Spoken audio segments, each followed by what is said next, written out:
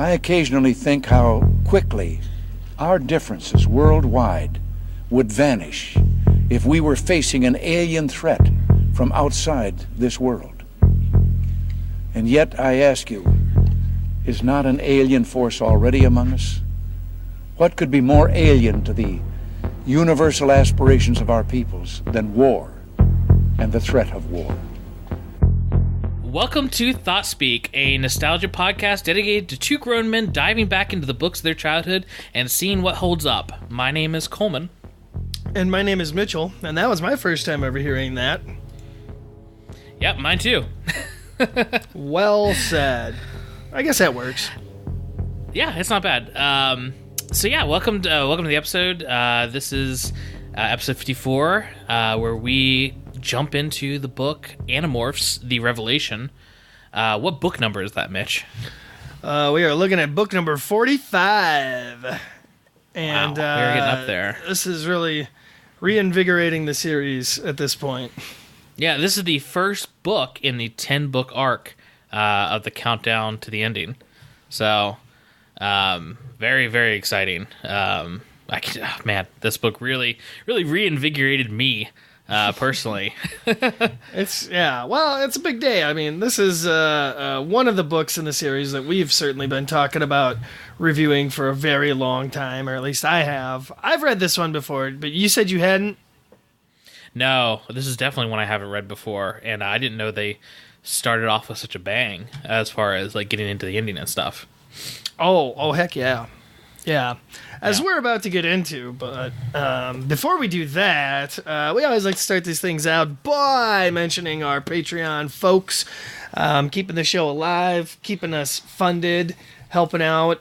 Just a quick thanks to all the people who are making that happen lately, and that's Toasty Flat Worm, Patter Roast, we've got the Geek Critique, Peter Schull, Justin Elliott, Dan, I should have arranged these by who I actually paid recently. Noah Troutman, Tim Maheen. They have different ways of organizing the names, and I just kind of click on one. Anyway, Amanda Mimic, Jeremy Baxter, Tomb Juice, Canicula, Josh Blount. A lot of these people, they've been around for a long time, supporting us for a long time, so a lot of these names kind of roll off the tongue now. Tony Pazak, Kendra, you still around? Kendra? I don't know. I think we might have lost Kendra. Ben Freeman, Jason Thompson, kicking around, still here. James Miola, Jennifer Baker, Kelly Brown, Kevin Koslowski, Andrew Walker, David C. Graith, Daniel Martinoli. Thank all y'all. Anita Labrada Gaffaro, thank you so much. Michael Blemick and Steve Adams. Thank y'all. Our patrons. Yeah, giving us a love. Really, everybody, you help support the show with Patreon. It pays for all the costs of us buying new webcam equipment and being able to put out new episodes at a faster rate. And it really helps us justify this to our wives. So we appreciate it. We know you love us talking about the books that we also love talking about, and that's possible because of you guys. So thank you. If you're noticing this, we've started live streaming every episode. This is going to be a Patreon exclusive. Right now we're kind of trying to get the ball rolling, so we're announcing on our social media and stuff. But it will become a Patreon exclusive for those guys who are able to help take care of us and produce the show. So we thank you all. Other quick announcements real quick. We're still trying to recoup some losses from iTunes. We lost our iTunes reviews and stuff because we had to kind of resubmit the show. It was a dark day. The iTunes purge of 2017.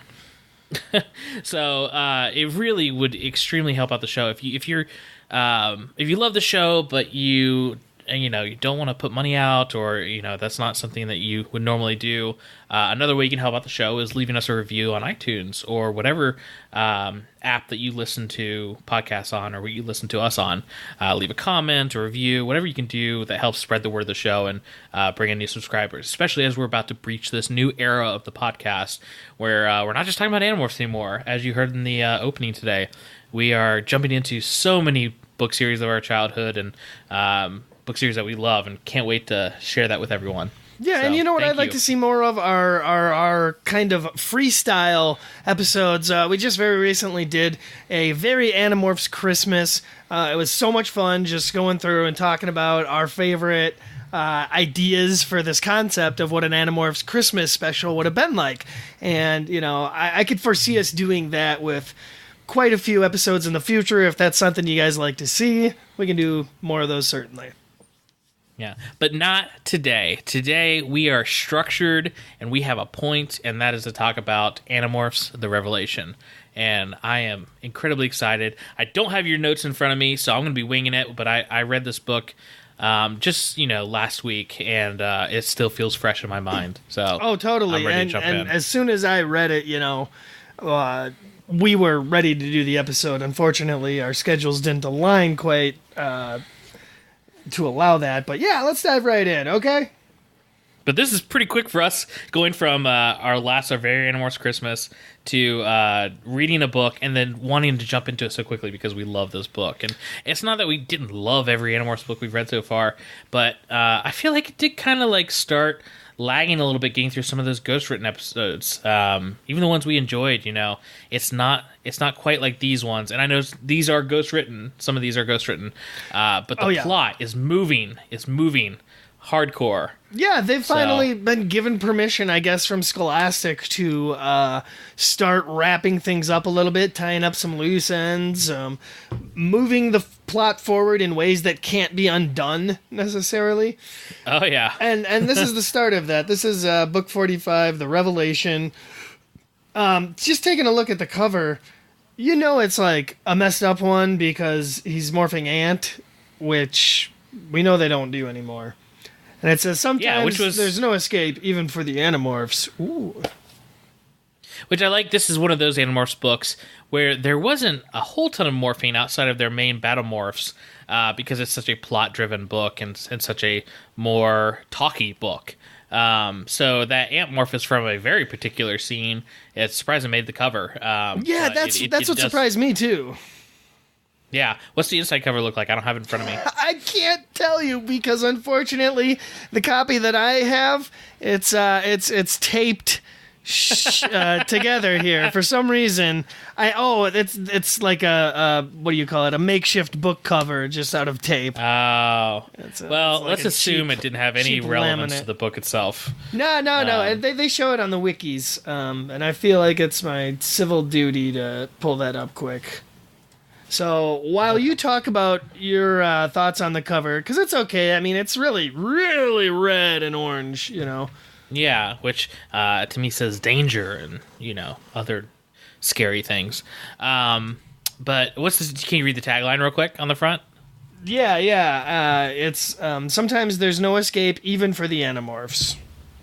I mean, that's actually a pretty apt tagline. That's not silly. No, it makes sense for this one. Shows they're getting a little more serious. But yeah, I mean, that's... You didn't even, up to the end, you didn't get a lot of changes with these covers until the last few, which I thought the last few book covers got kind of artistic with what they were doing, especially the last one, which we'll talk about more when we get to it, but kind of does a spoof on a Rolling Stones album cover, but works really well for the series, too. Oh. Hang on. Oh, did you not know that? Am I throwing facts at you? Yeah, I guess I don't know what you're referencing. I'll show you once we get to the book 54.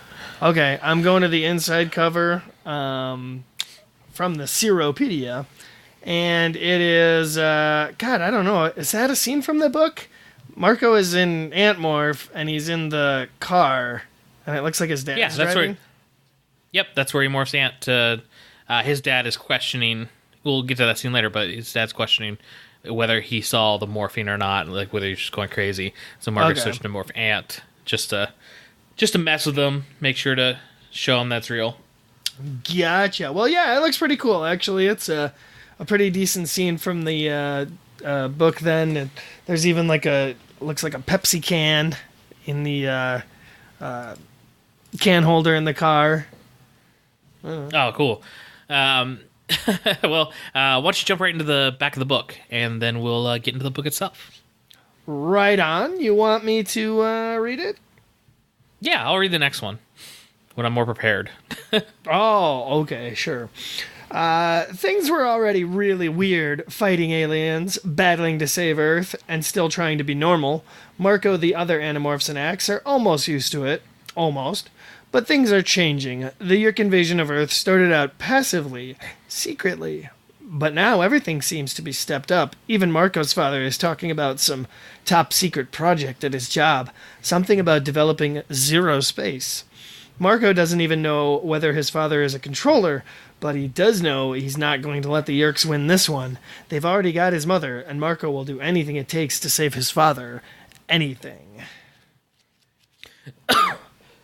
Excuse me. So that's yeah. Right off the bat, it sounds like, holy crap, this book sounds like it's moving the plot right ahead.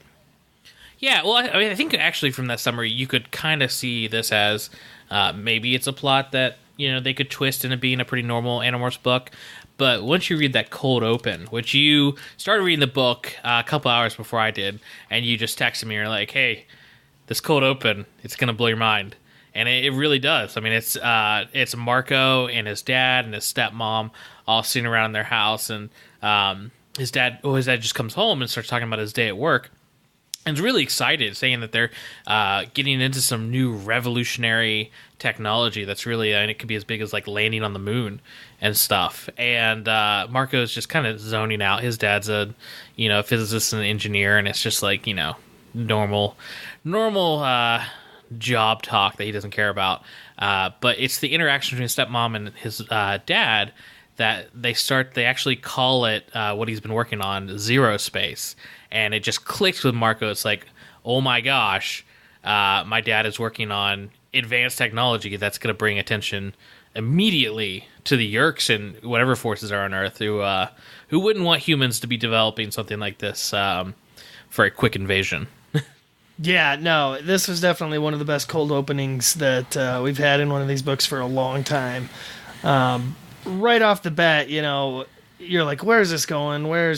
What is his dad talking about? It's full of math, and, I'm like Marco. I'm not one of those mathers, so I'm kind of right where Marco is. I'm lost right up until you get to the end of the first chapter where his dad mentions what they're calling it, and he's like, zero space, Z space, and it just clicks. Yeah, it was so great. Made me have to text you. Yeah, because it's up until a couple pages in, you're like, okay, they're about to set up the plot. And then, you realize the ramifications of what they're doing. They're setting in motion events where Marco's father is not going to be able to hang around any longer unless Marco steps in. Or at least he's not going to be able to be free. He's not going to be able to not have a Yeerk in his head. So, right off the bat, you're going to get a different Animorphs story.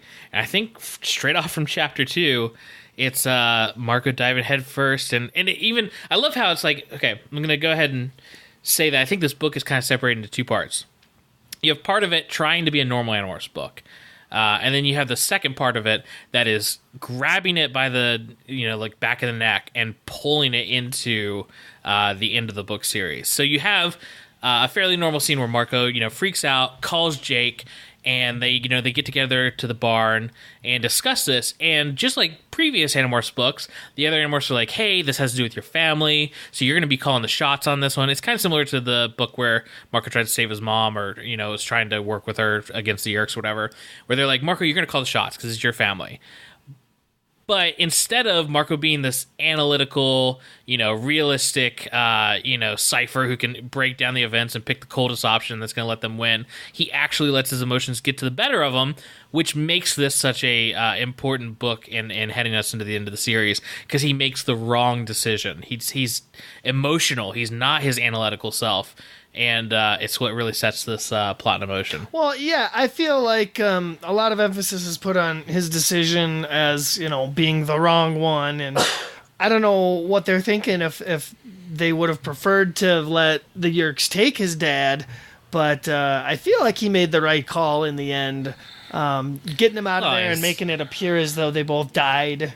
If this leads to the end of the series where possibly millions of people die, it's a real ethical quandary. Would it have been more safe for them to enter a Tom scenario where Marco's just going to have to live as a someone living with a Yeerk. Or, as we see later, would the Yeerks have just tried to take the entire family, and he would have had to do this anyway. Exactly. Exactly. So I feel like it was in their best interest, especially if his dad is clearly smart enough to be working on something as advanced as Z-Space, Sticking with the Free Hork-Bajir, sticking with the Chi. This shows how...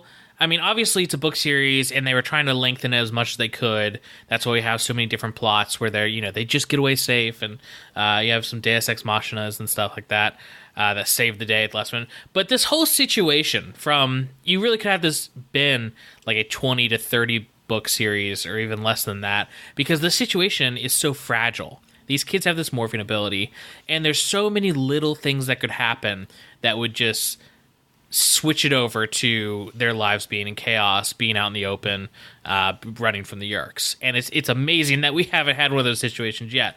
They immediately get backed into a corner here, and Marco has to make a decision of whether he can be a normal kid anymore. And this is just everything we've wanted out of this series. This is the stuff. This is why the David arc is so good, in my opinion, because we see a kid lose everything because of his interaction with the Yeerks. Except now it's happening to these characters that we've been following for 40-some books, who we care about. So yeah, it's so much. It's so exciting. It really changes the series when they start bringing their parents in on the war. Because it's so different from everything that we've seen so far, them hiding out in the barn, all that, there's going to be a point where there's no more barn hangouts and strategies. It's going to be the Free Hork-Bajir Valley. I'm surprised they didn't make the Chi come to the Hork-Bajir Valley and, put a hologram up at the barn so they could hang out in one. I guess, yeah. But let's move to the plot. So we got the cold open. He calls Jake, and Jake's obviously with his brother. Yeah, you're right. Immediately, they call a group meeting and strategize about it. Marco kind of takes note that Cassie doesn't really seem to trust Marco on these kind of family matters, and Jake, relies on Cassie's intel, and he just notices, they still think I'm going to make, some kind of dumb decision here. And this is where we're at with the Animorphs. He notices it through a glance that Cassie gives Jake. They're all so deep into this mindset of being Animorphs and these warriors that this is the way they think. That he sees a glance from Cassie to Jake, knows immediately that they're not trusting him completely like they've done before, and know that he's going to get emotional over this. And they're right. But Marco being Marco, he can be kind of scary sometimes, especially towards the end of the series. Oh, definitely, yeah. And I think he was exactly in the right here. He just has his friends kind of stake out and watch his dad. And, lo and behold, the very next evening or whatever, he intercepts kind of a early morning phone call. Some coworker calling his dad saying, another guy's dead. You got to come over here and help me tell his wife. And if Marco hadn't spoken to his dad the night prior and, asked about his job and everything and how it was going, Marco probably wouldn't have known anything about that. He would have been none the wiser, and his dad would have been taken. So, again, extreme lucky coincidence that he happened to discover that his dad's working on Z-Space. But yeah, and luckily he's smart enough to figure out that this phone call, what it means. Some coworker randomly dies who's also a part of this huge project, and we need you to come over here and help with the grieving widow. The story doesn't really make sense. At 4 a.m. or whenever it was super early. Yeah, without someone knowing, being in this lifestyle, they would have taken it for granted and gone over and tried to help or whatever, and taken by the Yeerks. But luckily, Marco pieces it together, and this is when he has to make a choice. Well, yeah, and the first choice, I feel like, is who to call in for backup. Or maybe does he try some other people, or does he go straight for Rachel? He goes for Rachel, I'm pretty sure. Again, you have to check the notes. I don't have any in front of me, but... my notes say Rachel. Marco springs into action and summons Rachel. Yeah, well, that's the gist of it. He gets Rachel because, in a fight, if a fight's about to start, Rachel's the one to have. And we're obviously going to be getting into more of that plot line here in a couple of books. But no, he calls her up, and And yeah, that's she just on her way. Well, they tail, his father to this guy's house, and Marco's quite familiar with this guy, I guess, and they just watch, essentially, the scene play out, everything kind of how we've seen the Yeerks operate. I think the best view we've got of it was in Megamorphs number 4, Back to Before, when we saw Tobias's initiation into the sharing. It was very reminiscent of that, where Marco's dad comes in, expecting something. Well, just to set the scene, just correct you a little bit. Rachel's not there immediately, so Marco tails his dad, and he sees his dad gets there, goes inside, and Marco's like still wrestling with this choice he has to make, and he glances through the window or a back window or something and sees the mini Yeerk pool, like the little hot tub, kind of like how they took Jake, and like you said, Back to Before, and they're forcing his dad down to it, and that's when he has to make the choice, when he sees his father like seconds away from getting a Yeerk in his head, and that's when he goes, without even realizing what he's doing, he morphs gorilla and busts through the window, and that's when the fight starts. Yeah, I mean, I guess he didn't necessarily go there planning to do that, but I knew, certainly, and I think most readers would know, that Marco's not going to just sit there and watch them take his father and go, oh, well, I guess I got to work on getting him back now, too, And maybe he would have gone the other way if it weren't for his mother. If he would have been one of the other Animorphs or something, maybe he could have let his parent be taken and rationally thought, oh, I can try to free them later or something. But Marco's got too much baggage with his mom. He's basically given up on getting his mom back at this point. And he's not going to let it happen to his dad. He's not going to let the Yeerk touch his ear. So he goes in full gorilla, and that's when the fighting starts. And when it gets bad, he tries to get his dad away, and it does get him away from the Yeerk pool. But when he gets bad and Marco starts getting a little hurt, I think he gets his chest ripped open kind of a little bit, or so he gets a really bad wound. It's a close counter battle with Hork-Bajir, so yeah, he's taking some damage. I wrote that he morphs into his heavy mane and then makes excellent use of stage hazard items to help free his dad. Because we've been playing a lot of Smash Brothers lately. he's picking up the furniture and he's bashing Hork-Bajir and human controllers and stuff with couches and chairs, and so he plays with items. Ugh. Exactly, yeah, it's awful. But Rachel shows up and helps out, and everybody gets away, and then we've kind of got what you'd expect with Marco and his father making their escape. Marco just kind of lays everything on the line and reveals everything to his freaked out dad. Yeah, they get him out of there, and what did you say this goes on exactly? Are they in the car, leaving the place? Or because I know Marco, they get into his dad's car. Yeah, right? And they start tearing driving down the street. Yeah, and the Hork-Bajir are after them in like a van or something. Only they get away. Yeah, they get away.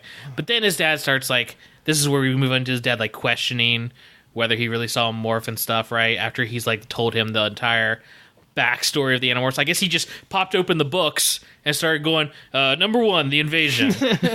Here, Dad, listen to the Thought Speak podcast. You'll understand everything. Oh, yeah, exactly. Those early episodes, they'll hook you. But yeah, it's crazy. He glosses over it, but he tells his dad, from what it sounds like, everything. Like the missions they've been on, the things they've gone through. He tells him about his mom, which is a huge revelation in itself to his dad, that his mom's still alive. Or no, he doesn't tell him that here. That happens later, right? Yeah, he's still waiting to reveal that. yeah. But he tells him everything about the Animorphs and the Yeerks and everything. And his dad can't believe it. He can't even believe what he just saw. And Marco starts to morph to Ant to show him that, hey, this is real. This is happening right here. Just to convince him. And he's like, okay, I believe you. Yeah. He does a lot of morphs, and some of them are only half morphs. That's actually one of the facts that I saw on Seropedia. Speaking of Seropedia, real quick, while I got it pulled up, I saw some interesting entries here. This is, like you said, the first book in the final arc of the series, which is the last 10 books. That's the revelation to the beginning. this marks apparently the second time where an Animorph acquires a morph that they already had, and that's when Marco acquires another Hork-Bajir in this book. He'd already gotten a Hork-Bajir morph back in the Prophecy. I mean, that's not saying it's not possible. I mean, this is just a different Hork-Bajir that he's acquired. Yeah, I suppose. And I mean, it's not like they can't acquire different Hork-Bajir, because they're all technically different, I guess. Well, yeah, just like humans. If you acquired different humans, it wouldn't affect the DNA or anything. It'd just be a different human. Sure, and I think he actually acquires another human as well. One interesting fact, though, Seropedia points out, is this marks the final instance of Axe playing with the spoken word while in his human morph. He apparently stopped speaking with multiple mouth sounds after the conspiracy, but he continued to repeat or play with a word or two occasionally until this book. After this, apparently, no more running Axe speaking joke. Well, it's because things get serious after this book.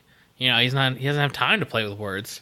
I suppose. And apparently this book was also sold with a demo of the Animorphs PC game, Animorphs Know the Secret. I don't think I played that game. I had the PS1 game, where you're, like, going through different levels. You morph Dragonfly at one point and stuff like that. Collecting Animorphs coins. Not a super faithful book or game, but what was the PC game? Do you know that one? Oh God, no. I have no idea. I think a long time ago, like late 90s, early aughts, I might have played like one Flash game they had on the Animorphs website that was probably just like moving a icon around through a maze or something, but yeah, Animorphs video games have not lived up to the series or what they deserve.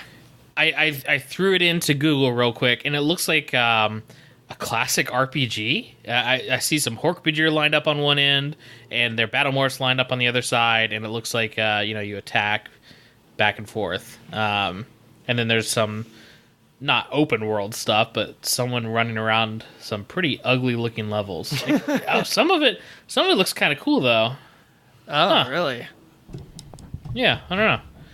I mean, there's no reason why anyone would, but it'd be crazy to see a modern day Animorphs game, what they could do with that if they actually cared about it. Yeah, that would certainly be cool. One last thing is that Marco tells his dad that he can morph into about 20 other animals, when the actual number of morphs Marco has is over 40. I wouldn't be surprised if he's forgotten some of them. I mean, I'd be hard for me, unless I wrote them down, it'd be hard for me to remember some of my morphs. It would be hard for you to remember turning into certain animals. Maybe not. the experience of turning into them would probably... Oh, man, I totally blanked out those 2 hours I spent as a moth. Well, yeah, when you're morphing like cockroach and butterfly and all these other things, it's like maybe you forget the moth morph as well as the other ones. Who knows? But I like the little line where Marco's like, "You want to see my lobster?" Yeah, that was a good one, actually. You want to see my velociraptor? Acquired that one in a megamorph. I don't know who even remembers their dinosaur morphs. Only Tobias. Yeah, he's got anti-chronoton DNA. That is my one regret of this series, that in the last book, one of them didn't bust out like a T-Rex morph at a pivotal moment. That would have been incredible. Incredibly stupid. No. But anyway, yeah, at this point in the story, we're maybe the first third of the way through, and Marco's already recruited his father, so to speak, or is moving him to safety. So after coming clean and revealing everything out, and explaining to his dad, like, we can't go to the police. Sorry, but Nora has already been taken. We can't go save your new wife. Forget about her. We're going to take you to the only safe place I know of right now. And he takes him to the Chi, which is the smartest thing, and I'm glad that he did that, because he takes him there and introduces him to the robot dogs, and they ask him if he likes dogs, which he kind of seems to do. This could have led to them all being taken anyway. In fact, now they were able to strike first and kind of get control of the situation. So I think they should be thanking Marco a little bit. Well, and to tell you the truth, if any of them were in his position, I don't think any of them would sit there and allow a loved one to be taken right before their eyes. I think Jake would have. If he would have seen a way for him to get out of it where the rest of his family isn't taken, or if he would still stay Yeerk free, I think Jake would have let his parents be taken. But I suspect that if anyone in your family gets taken, your odds of being taken as well go up significantly. Yeah. Well, I mean, look at Melissa. We got to bring Melissa Chapman back in the story. At this point, I suspect she is taken. Probably, but there was a long period where both her parents were taken, and her home life was ruined because she was still a normal kid trying to figure out why her parents are completely different. So that's at least an example of Yeerks just don't care about kids half the time. Melissa was an interesting character that frankly should have gotten her own book. It would be super interesting to have a book from a non-Animorph perspective, and with how heavily her father is involved in the Yeerk invasion. Just a story from an outsider's perspective would have been incredibly interesting, especially if it ended with her getting taken. The Animorphs, think they've saved the day or whatever, and they've foiled another Yeerk plot, except that, unbeknownst to them, Melissa still gets taken. And in the chat, US Dutch Kitty 84 says it's a lost opportunity to bring her into the story. And I actually would have really liked a book that was from Melissa Chapman's perspective, where she comes into contact with the Yeerks, or finds out what's really going on, and it's just a whole book from someone's perspective who's outside of this whole war looking in. That would have been really cool. Well, yeah, and it'd be a really, really cool way to show Rachel's progression as a character, because Melissa's somebody who knows her, obviously, as, the beautiful gymnast girl, not this hardened battle warrior, so to see her show up on a battlefield suddenly would be really jarring for her. Yeah, the mole rat. Totally. But yeah, like I said, the rest of the team is of course, it'd be Marco who's gonna propel us into more open kind of warfare with the Yeerks. But here we go. We've got to, work on protecting his dad now, and so. Well, their first plan, Jake contacts the Chi, and immediately gets them working on a scenario where they can fake Marco and his dad. What do they fake? They fake them getting killed? Well, yeah. They start working on a plan. Don't ask me questions that are outside the order and structure that I've carefully created and crafted for this episode. Okay. Well, they work on a plan with the Yeerks. You always throw these pop quiz questions on page 84, what kind of car did they make their getaway in? Do you remember? No, it's not my intention to. You always try and stump me with these. No, I'm just working without notes, so I'm trying to remember what's going on in the book. And they do say that Jake he's contacted the Chi, and we find out that they're gonna get an elaborate plan to have basically a hologram of Marco and his dad, and this is very dangerous for the Chi themselves, to be Dracon beamed and killed. They start formulating that plan, which makes so much sense. I can't believe they didn't do this earlier. But I think the Animorphs still wanted to have their normal lives. They still wanted to go to school and be kids.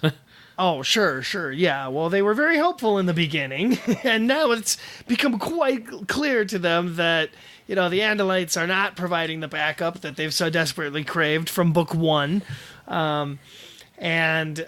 The direction I did not see this book's plot going in necessarily was Marco suggesting that, hey, why don't we use my dad's new Z-Space technology to, try and build some kind of like Z-Space wiretap and listen in on Yeerk plans and stuff. And and the plot basically becomes a MacGuffin-driven plot where they need some parts from his dad's work to be able to build something like this. So yeah, that's kind of where the plot. I wasn't expecting that either. I thought this was going to be completely based around Marco revealing to his dad everything, but they add a actual plot into this too. I do want to touch on the fact that one of the best parts of this, and I think towards something I'll love throughout these books once they start freeing their parents and everybody gets into this war, his dad is incredibly frustrated with taking orders from these kids, which I totally get. These are 14, 15-year-olds at this point. Maybe 16-year-olds, I think, towards the end of the series. But yeah, they're probably closer to, I would say, 16, 17 now. Yeah, so his dad is like, I'm the adult, you gotta listen to me. And Marco's like, that's not the way this is gonna work. We've been in this war. You've got to do exactly what we say or we're all gonna die. And kind of shuts his dad up. But I think we're gonna be dealing with more and more of that. And I think from what I remember in the last few books, they actually say how they kind of placate their parents by making them part of the group as far as like the meetings and stuff. But they have to balance that because, the parents aren't going to be ordered around by a bunch of kids. No, I remember them doing a really good job of sort of showing that strained relationship with the group of parents that sort of end up just getting dumped at the Hork-Bajir Valley throughout, the remainder of the series and how they're constantly like arguing with the kids about their plans because they all sound so suicidal like they have. Yeah, and I don't think the parents realize what their kids are capable of anymore. If one of these parents tried to take charge and could put them in danger, I think the kids would shut them down pretty quick. I mean, they wouldn't kill them or anything, but they would trap them or put them somewhere where they couldn't lose this war for them. Right, yeah. I mean, they're not screwing around at this point, as evidenced by the fact that they're willing to fake their deaths to, like you said, give up everything, give up his normal life Marco and his father have here. There's a great moment, too, where Marco's like, I mean, he kind of comes to the realization he's not going to go to school anymore. No more book reports. No more, just hanging out at the mall. Like, his life is over from this point on. And that, as a reader of this series, it was incredibly like depressing and exciting at the same time. Yeah, it's like, no more Marco hanging out at school, like you said. No more just going to the mall. Like, Marco is, for all intents and purposes, just like confined to the Hork-Bajir Valley as well for a good portion of the end of the series here now. Hey, but he gets to hang out with the Chi. He gets to hang out with the Chi. He gets to hang out with Axe a lot more. Tobias, good buddies. The losers of the war effort. Sure. And it skips ahead pretty quickly, I thought, with Axe and Marco's dad just being able to build this Z-Space device really easily and quickly and just kind of start listening in on Yeerk transmissions. Yeah, they realize it's not just a way to communicate with possibly the Andalite fleet or someone else out there. They can use it as a covert, device and actually listen to what the Yeerks are planning. Totally, and it really works to their advantage here, specifically because they are able to discover that not only is Visser 1 here and back on Earth after, I guess, failing off-planet on their other conquest, and she's on the chopping block, slated to be executed pretty quick. This shows how quickly they're willing to move now, because I think these three plot elements could have been their own books in earlier Animorphs books. Like, you have him revealing everything to his father and coming out, and then you have the plot of, like, trying to get this device from his dad's work, because that leads to a whole big fight, right? We kind of skimmed over that. That was a whole big thing where they went with the Chi to his work and tried to get the stuff. They tried to get the stuff for the device. What? Are you? I don't think so, dude. Because all I wrote in my notes was Marco suggests they get his dad to remake the Z-Space radio device, and with help from the Chi, they fake the deaths of Marco and his dad at the hands of the Yeerks. Yeah, and I think they actually go to his work, and it's like it's not a long thing, but I think there's actually a scuffle there. Okay. I might be making that up, but I thought it was true. Hey man, if it happened in your mind in the story, then it's there, and it added to it. So. Well, hey, lead us into the next part, and I'm gonna check on something. Yeah, you go back and check your non-existent notes, but discovering that Visser 1, Marco's mom, is on Earth and about to be killed is like a wake-up call for Marco. Not only is he pretty ecstatic that his mom is still alive, because at this point, I think he still kind of was on the fence as to whether or not she had survived their last encounter. But lo and behold, she's alive, and now he's like, this is my last chance if I'm ever going to get my mom back. I got my dad, I saved him from the Yeerks. Why the heck not finally save my mom? And they plot pretty quick to go steal a bug fighter in order to rescue the Visser. And wow, my notes are just like, I must have flew through this because. well, hold on. I do want to talk about something that they are dealing with this in the book. He does eventually tell his dad about Visser 1 and his mom and all of that, and instead of his dad being shocked and like excited by the idea that his mom's alive, his dad is just asking about his stepmom, and telling Marco that he's in love with his stepmom, Nora. And he wants to know if they can get Nora. When are we going to free Nora? And this is incredibly frustrating to Marco. This is a big subplot of the book, is Marco's frustration with his dad not being as excited as he was when he found out his mom was alive, his real mom. And obviously his dad's dealing with other things. He kind of got over his mom. He grieved for a long time, and he remarried because he was in love with someone else. And that, I love the idea that Marco doesn't fully wrap his head around that concept. To him, that's his mom. You can't replace her with someone else. But honestly, his dad moved on. And throughout this book, his dad is constantly like, when are we going to go save her? And Marco keeps pushing it to the side. And I think that leads to after the events of what you're talking about right now, it leads to a pretty big event for Marco and his character.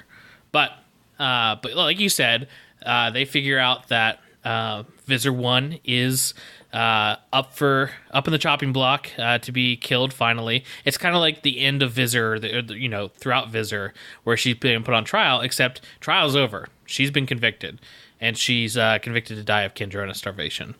So... Oh, yeah, so they got her fastened to the old feeding pier. I guess it's a... She's above it, like she's being... starve like a them Yeerk crucifixion. Right within the Kendrona area. Yeah, but they figure out a way to steal a bug fighter, or one of the more new advanced bug fighters, and you get a cool scene where like Axe is trying to figure out the controls, and they figure out how to they can't get it to where it needs to be because they don't know the entrance personally where they're going to take it, but they fly it so crazy that they can activate the autopilot that'll take them back to the Yeerk pool. Well, they weren't expecting to take this underwater route to the Yeerk pool. Yeah. Either. Yeah, it's a totally new entrance to the Yeerk pool. It's a new kind of not spaceport, that's the wrong word for it, but it's like a hangar, a huge hangar with all these bug fighters in it coming in and out, and you even have a blade ship in dry dock being repaired and stuff. It's like a subterranean boathouse. It shows how big this new addition to the Yeerk pool is. And it's interesting they say specifically a blade ship. They don't say the blade ship. They say that there is a blade ship in dry dock. Well, perhaps there's more than one at this point. Well, it's the first time they've ever hinted towards that. So, and they say it pretty matter-of-factly. But interesting. Yeah. So the interesting thing here is they... just all decide to go Hork-Bajir because it's like the safest way to infiltrate now. They, don't exactly stand out in that morph. And, real quick, they can see where Visser 1 is. She stands out on the pier, kind of isolated. And a battle breaks out right away. And Visser 1 manages to break free during this little encounter. Well, I thought they got her free. Is that all right? They're quickly discovered, and a struggle to free the captive one, V1, breaks out. Yeah, it's kind of a mix on who does it, but... wow, that's a close call scene. Yeah, and you have... here's the thing, is you have them being dropped off by Bugfighter onto the pier, and it's like Marco and Rachel, right? Like two of them, or just a few of them are there, while Jake and Axe and a bunch of other ones are basically dogfighting other Bugfighters in the dome of the Yeerk pool above them, and it's pure chaos. You have tons of Hork-Bajir trying to run up this pier to fight them, while they're trying to protect Visser 1 and not have her be trampled by the fighting. They're in full battle morph. It's just complete chaos. And while they're fighting, Visser 1, the real Visser 1, slips out of Marco's mom's ear and trying to get... She's so desperate and crazed for Kendrona, she tries to leave her host and drop into the water, but through just like luck of the draw, she falls onto the pier itself and is trying to like inch herself into the water, or in the Kendrona pool. And the same time, Marco's mom, who's got so many broken bones and is all beat up, she's trying to get to Visser 1 to kill her. Okay. Yes, this happens. And I thought, it's that's almost what we do. We recap the book. It's almost too bad that Visser 1 wasn't given, a little bit more of a character send-off, but it actually fits pretty perfectly. If you were to read this right after Visser, I think, where it's a fitting death. She tries to flee her host, which is, I think, one of the most disgraceful ways for a Yeerk to die. And, I think it's Marco who ends up, like, stomping on her, isn't it?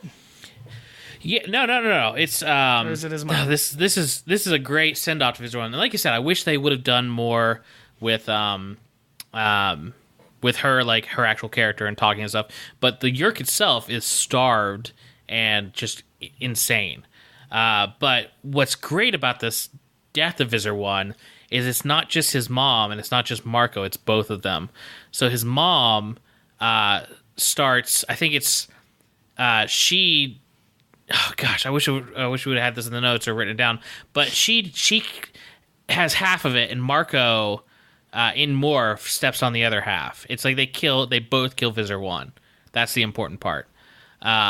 They kill her together, and it's like such a relief and catharsis for both of these characters. Her having to live with Visser 1 in her head this entire time, and make compromises and deals and all this stuff with her while she's doing evil things, and then Marco having to deal with this person who's kept his mom captive. They both get the catharsis of killing her, and that's the end of Visser 1 being killed by both of them together. And it's pretty incredible. And then they get Marco's mom onto the Bugfighter that comes in for a last minute save while they think they're really dead. Because Visser 3 is he's just arrived. And he's morphing something crazy again, as Visser 3 does. Yeah, exactly. He gets a little bit of a cameo in this book. He's not in it for too long.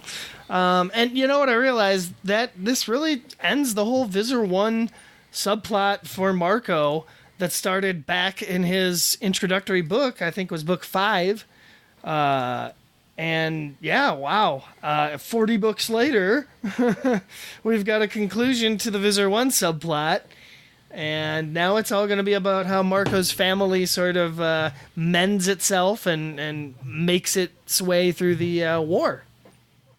Yeah, I mean, you talk about how this book is different, how it's leading into the end of the series, is the fact that we see the end of a major character, a major villain. This is Visser 1. This is the Visser who got her own entire separate book to personify her and give her character. It's a big deal. Totally. And, Marco's mom is also a very important character, a very key player in the war because of all the knowledge that she's accrued from spending so much time with the Yeerks. She knows how they work. She knows all about their inner structuring, all their secrets. She's freaking Visser won, man. Like, even if the Yeerk's not in her head, you know, the human host still knows everything that Yeerk learned, basically. And, yeah, like I said, she's a key player throughout the rest of the series. And we don't expect her to, you know, sit out the plot with the rest of the parents sitting at the Hork-Bajir Valley. Yeah, so I want to do a live reading. How do you feel about that? Hey, knock yourself out, brother. Okay, so hold on, I'm right there at the edge of it. I'm trying to find the exact part. Keep talking for a second. Okay, I'm actually looking at the little end part for the next book, The Deception, because I can't remember what that was, but it's really already interesting, really making me want to read the next book, just based on what I've read right here. I don't know if you read the little snippet at the end, but it's a good one, man. We're getting into some really good books here. This one basically just ends, yeah, like I said, with Marco taking his mom back to the Hork-Bajir Valley, reuniting. Let me cut in real quick with this live reading, since I don't want to move past it before we do live reading, but I got it right here. Is it? So, okay, all right, you go. It's Visser 1's death. I think it's worth reading for anyone who hasn't read it, or, you know, it's totally, pretty sure. exciting. Yeah. So they're fighting these elite Hork-Bajir. They have like these blue bands on their arms. So just to give you context, Jake took out the 2 remaining blue bands just before we were sliced in their mobile cuisine art of war. I'm losing to Jake, Rachel mumbled, still falling close by. You have to get us out of here. I tried to lift my mother again, but this time she resisted, summoning all her feeble strength. Dracon's strafe sprayed the pier. Die, she wheezed, eyes fixed on a small gray spot an inch from the edge. Visser 1. Mom, stop. She fell forward, arm extended, clutching. Die! The bug ship flew in over the pool, blocking us from Dracon fire, hovering low just feet away. My mother's face was distorted. Real human tears ran from her cheeks. Rage, pain, joy. And then her hands squished the parasite, but the slug was still alive. No! I slammed my foot on the still wriggling worm, and it was clear. It was clear that Visser 1's journey had ended. So it's great. They both, like, she just like squeezes it in her hand, but it's not completely dead. It's just like, I guess, pretty mortally wounded. And then Marco, before it can fall into the pool, Marco squishes it with his gorilla foot. Good, yeah. And, you know, there was a part of me that expected maybe for Visser 1's Yeerk to get away and maybe come back for a final confrontation in a later book, but nope. That plot is wrapped up, sir, and like I said, it's all about how his parents are now going to make amends moving forward. Yeah, and we even have a great moment when they're escaping. They're struggling with the bug fighter that they stole, and Eva, his mom, his real mom, she still has all these memories from being, you know, Visser 1, and she like teaches Axe how to pilot the ship a little better.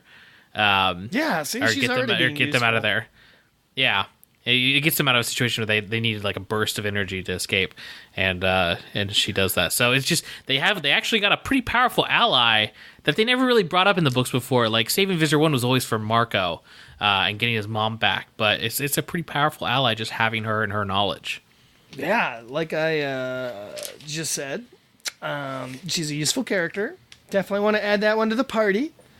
I'm gonna rake in a lot of extra XP. If you have her equipped with her science equipment. Just as level 4 trident.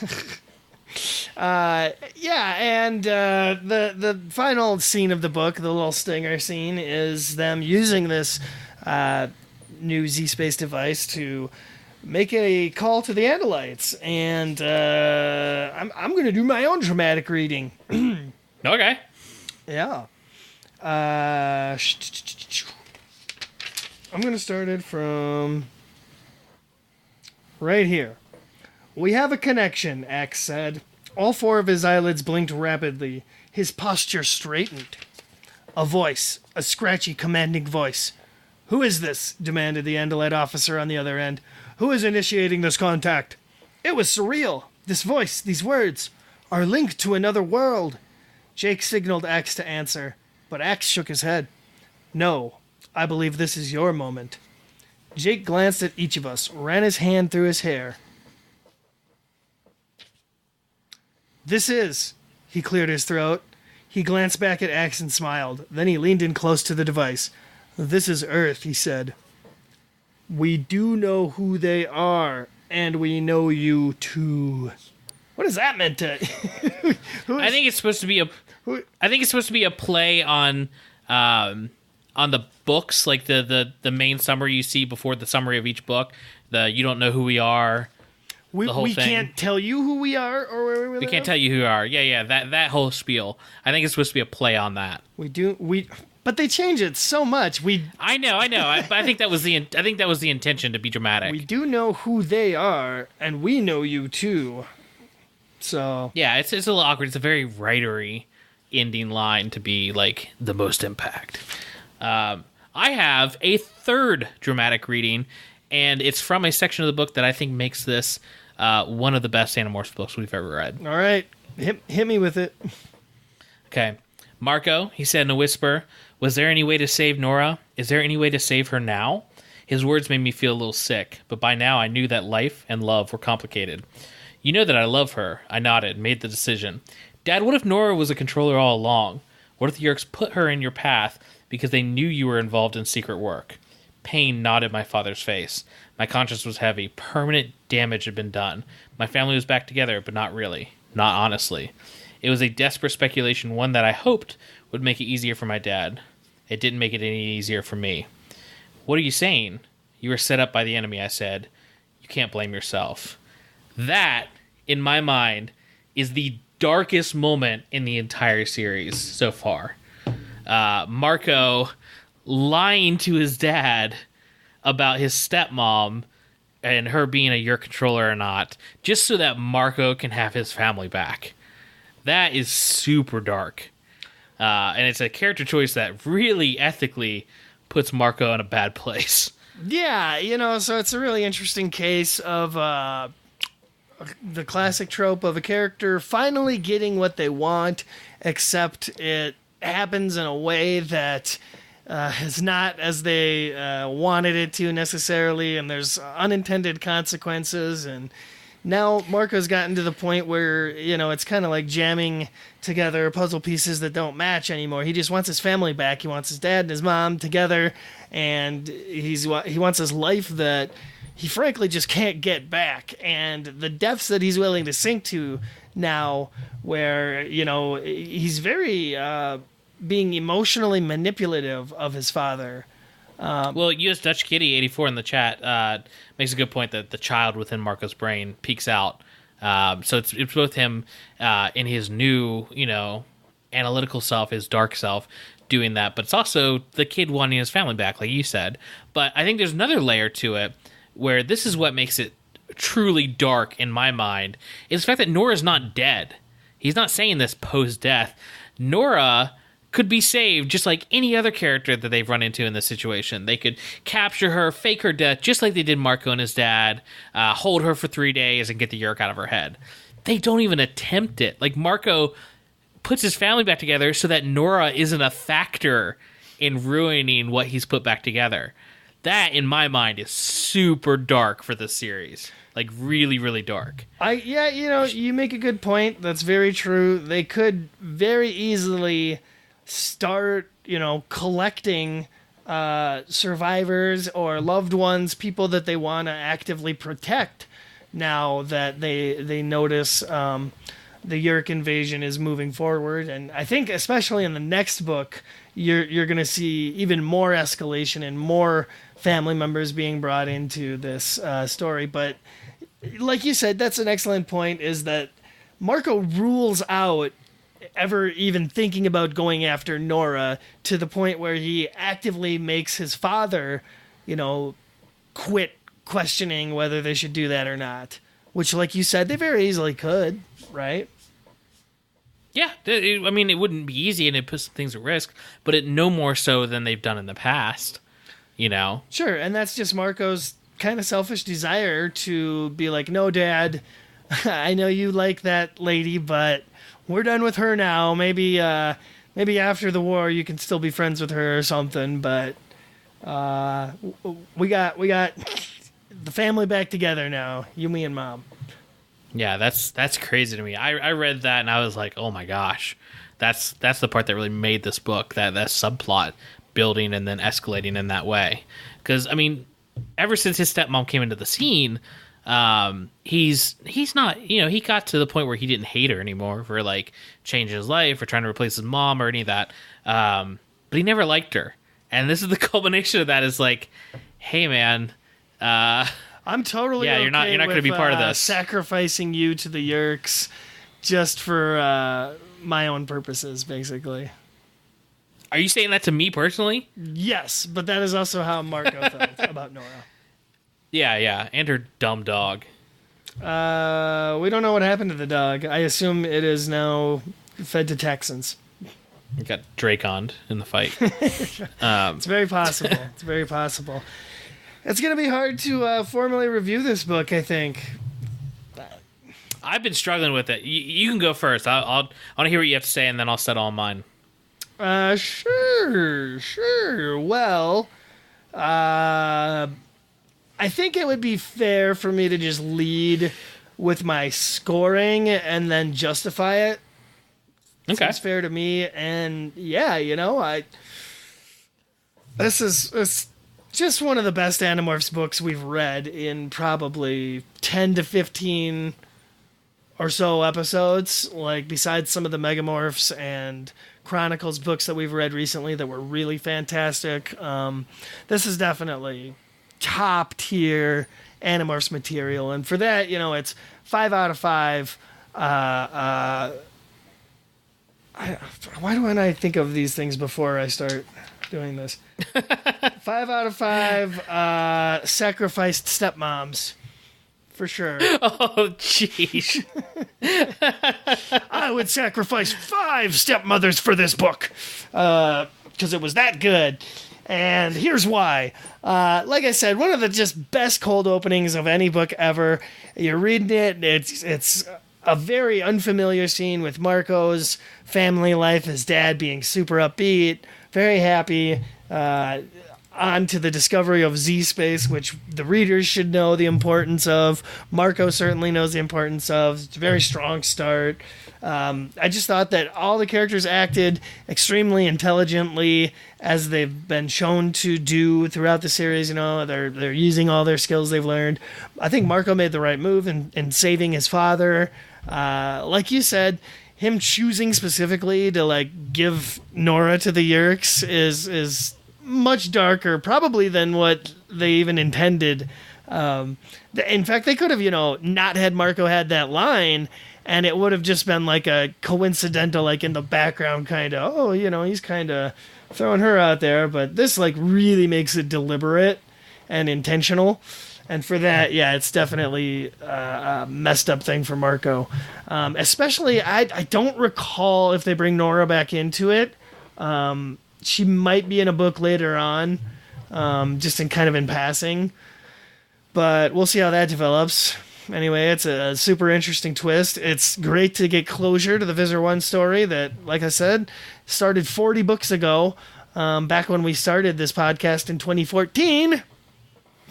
Whoa, that's scary. It's 2019 now, and things have changed in the world. Both in the real world and in the Animorphs world. And I grew out my facial hair. Wow, way to go, buddy. You've really made the morph. So yeah, like I said, 5 out of 5.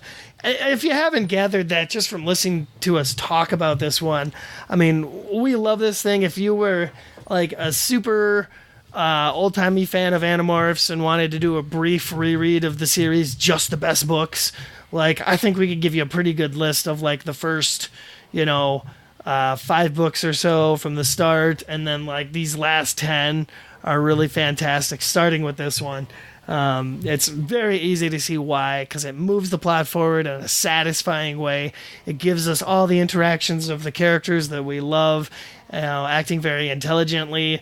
Like I said, I didn't see a lot of the third act of this plot going forward the way it did, and it kind of surprised me a little bit, and it was very cool, actually. Now they have open connection to Andalites, and I really want to see where this goes, especially with the Yeerks stepping up their open warfare game in the next book. And yeah, man, I'm all on board for these last books. I think 2019 is going to be the year we finish Animorphs spectacularly, and we move on to bigger and brighter things. So, well, yeah, talking about the end of the book, I was surprised it got so almost Megamorph scale action when they were in the Yeerk pool. That's probably the biggest fight we've seen in the Yeerk pool, where you have bug fighters dog fighting, you have more Hork-Bajir and Elite Hork-Bajir in the fight, and it's just a huge battle scene.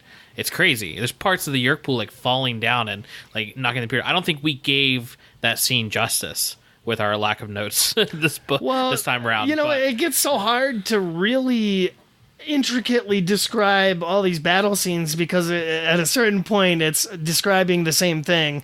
They fought some Hork-Bajir. They're in a different location. It's a much larger But we're pool. thought speak, damn it. It's up to us to break this down as writers. Okay, so let's try and go over the choreography for this fight scene. It looks like the Hork-Bajir A threw right slash 2 times and then countered with a tail whip.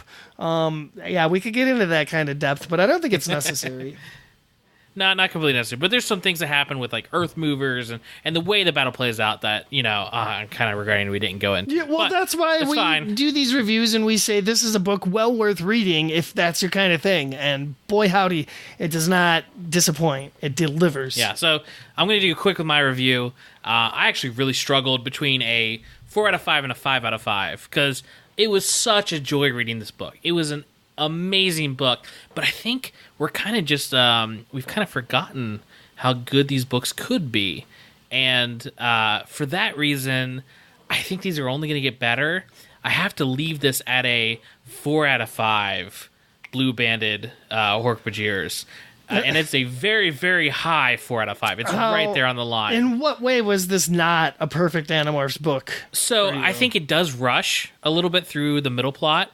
I think it has some amazing plot points happen, and it's payoff to so many storylines. But honestly, they could have done more with Visser 1. This is the end of Visser 1. That should have really been its own book. Mm-hmm.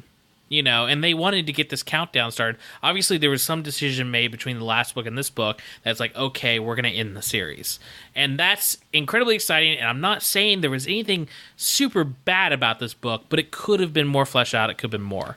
And for that reason alone, as much as I loved it, it's not a bad score. It's a extremely high 4 out of 5. No, I actually understand. Pacing is definitely odd in this book. It's very fast in the beginning. Like you said, there are some parts where they kind of skip over pretty quickly what seems like should be a bigger deal. I was really thankful for it, just in the whole plot involvement with Marco's dad, freeing him, bringing him into the fight. I really like that pacing. But I guess, my only criticism for the book would have been they could have done a little bit more with Visser 1's death. But I really look at Visser just as that kind of last take on the character. And this is kind of a very fitting death.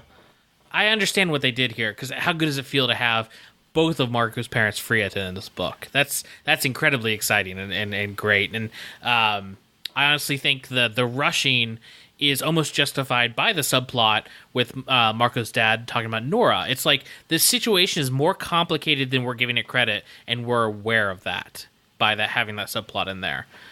So it's almost like I've been watching a lot of cooking shows lately. It's almost like you're cooking something too sweet and you add a little vinegar to mellow it out and balance those flavors. And so they know what they're doing with this book. It's just, as an Animorphs fan, I could see other avenues where they fleshed things out more.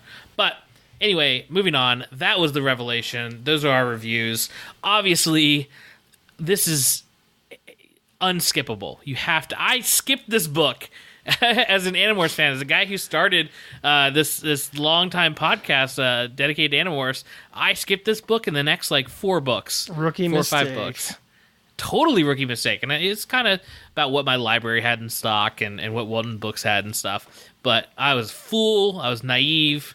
And I'm just so excited to read these for the first time. It's crazy. No, let me just say, if I could change one thing about this book, it would have been the ending. Instead of rushing with the whole, we're going to call the Andalite Fleet for the ending, they could have given just a little bit more time to the death of Visser 1 and had Visser 1's final scene kind of dragged out to the very end there and had it end on them actually killing the Yeerk Visser 1. I actually think what you could do to fix this is get Visser 1 out. Maybe have her like get into the pool just so gets a little Kandrona back, and then recapture her before they leave, and then have her be in Eva, and you have a scene where they're starving the Yeerk out. So then you would get, like, they're back at the Free Hork-Bajir Valley, they're starving, she's strapped to a chair somewhere, and you get a couple scenes of them talking to Visser 1 before she dies. I actually would have really liked that. But it wouldn't have been as actiony and impactful as them ripping the slug apart on the pier before they get out. No, but they could have done an excellent scene with, like you said, Visser 1 dying inside Eve and Marco's father being there to witness the process and see his, wife in this, what looks like a really chaotic, painful state. And that would have been a powerful way to bring Marco's father out of his, like, Nora funk and be like, okay, I'm fully committed back to my old wife now. They could have done re-meeting his wife for the first time. Sort of, yeah. Like you said, up until they get her there, and they just kind of hug, and it's alluded that they're doing some adult-like stuff on the beach a little later, as the team's calling the Andalites. But yeah, I think a scene like that would have definitely helped turn things a little bit more positive, I guess, for this whole Marco, his dad, and his mom situation. As they left it, it's definitely on a very questionable note. So I like that it's kind of messy, though. It kind of lends to the plot of this book that this adult complications within these relationships aren't going to just, like, fix themselves. We're not going to have a super happy ending to this book, which is kind of cool for this series. Sure, and so many other things went perfectly right in this story that something's got to be left a little unclean, a little messy, and that's definitely his family relationship going forward. But yeah, like you said, man, the Revelation's good stuff, and we've got only more good stuff to come, especially next time with The Deception. I'm honestly going to start reading that book probably right when we get off the air. Hey, I wouldn't blame you. If you read the little snippet that's in the back of this book, it's like, oh my God, that event is finally happening. Right on. I want to get to that. Yeah, so I would expect as a listener that we're going to ramp up these episodes just because we're dying to read these books. And as soon as our schedule allows us to record the next one, keep a lookout for us announcing another live stream like this. Obviously, we got to get this episode out. Got to do some editing on this one now. But yeah, we're an exciting time for Animorphs, and you guys stick with us as we end out the series. Heck yeah, it's going to be a lot of fun, and especially if you want to join us on Patreon, really helps the podcast keep going, helps us pump it out a little bit faster. Those ratings and reviews on iTunes and whatever platform you use to listen to the podcast, also super helpful. Maybe to go to our YouTube channel and like some of the old videos, subscribe. Pump up the old view count on some of them.